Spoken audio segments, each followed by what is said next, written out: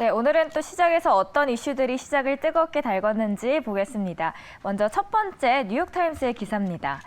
네, 미국의 반도체 산업 육성을 위한 법안이 정치적 이유로 의회에서 표류하고 있다는 보도입니다.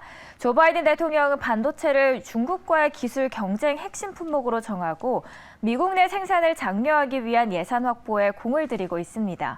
의회도 반도체 산업 지원에 공감하고 상원이 작년 6월이죠. 미국 혁신 경쟁 법안을, 하원은 올해 2월 미국 경쟁 법안을 각각 처리한 상황입니다. 다만 상하원의 병합 심사 작업이 늦어져 법안 처리가 무산될 위험이 있다는 게 블룸버그의 지적입니다. 따라서 의회가 한 달간 휴회에 들어가는 8월 초까지 이 법안을 통과시키기가 쉽지 않아 보입니다. 8월 휴회가 끝나면 11월 중간 선거를 위한 선거전으로 본격 들어가는 탓에 사실상 법안은 뒷전으로 밀릴 공산이 크기 때문인데요.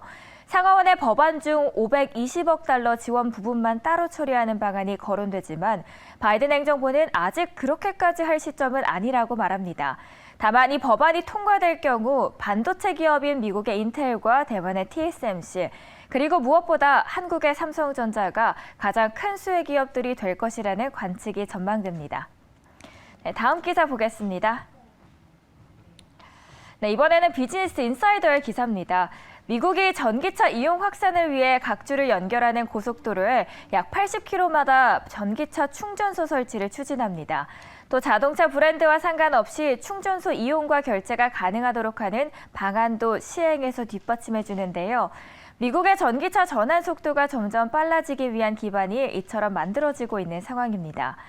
교통부 장관은 전기차로의 전환을 지원하기 위해서는 먼저 전국의 주요소처럼 쉽게 접근할 수 있는 전기차 충전소 네트워크를 구축해야 한다고 전합니다. 이 규칙 변경안에 따르면 주간 고속도로에는 50마일마다 충전소가 설치하고 각 충전소는 고속도로에서 1마일 이내에 위치하도록 규정하고 있습니다. 또 각 충전소는 최소 4개 이상의 충전기를 설치해야 하고요. 자동차 모델과 무관하게 일정 속도 이상으로 충전할 수 있도록 하는 내용도 포함되어 있습니다. 이번 조치는 각 주의 전기차 충전소 네트워크를 구축하는데 앞으로 5년간 50억 달러의 예산을 집행하는 내용이고요.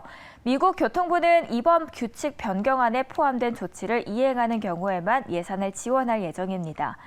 앞서 바이든 정부는 탄소 중립 목표 실현 등의 차원에서 2030년까지 모두 50만 개의 전기차 충전소를 구축하는 것을 비롯한 전기차 확대 로드맵을 발표한 바 있죠. 그 발걸음을 한 발씩 내디고 있는 모습입니다. 네, 마지막 기사도 함께 보겠습니다.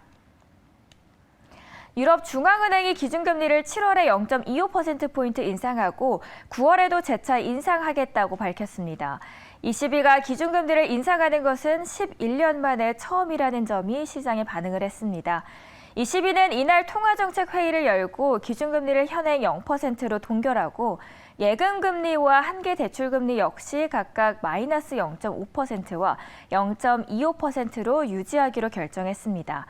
ECB는 기준금리를 0%로 낮춘 뒤 6년째 유지하고 있었는데요.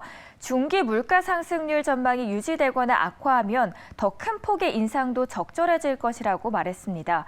반면에 실질 경제 성장률 전망치는 올해 2.8%, 2023년 2.1%로 하향 조정했습니다. ECB는 통화정책 정상화를 위해 전진하기로 했다면서 9월 이후에도 기준금리의 단계적이지만 지속적인 인상이 적절할 것으로 예상한다고 전합니다. 코로나19 팬데믹에 이은 전쟁의 여파로 원자재와 에너지 가격 상승이 잇따르며 각국에서는 이미 기준금리 인상 행렬이 이어지고 있습니다. 미국 중앙은행은 22년 만에 최대 인상폭을 보였고 영국 역시 4차례 연속으로 기준금리를 올렸죠. CNN에 따르면 최근 3개월 동안 전 세계 최소 55개국에서 기준금리를 인상했습니다. 여기에 대해 CNBC에서는 유럽은 우크라이나 전쟁과 지리적, 경제적 연관성이 높은 탓에 금리를 올리지 않아도 경제가 둔화할 수 있는 위험에 놓여 있다고 진단했고요. 그럼에도 현재 인플레이션 압력이 또 높은 만큼 중앙은행이 기준금리를 올려야 할 필요가 있다고 평가했습니다. 네, 오늘도 이렇게 잠든 사이에 나왔던 핫 이슈 3가지 만나보셨습니다.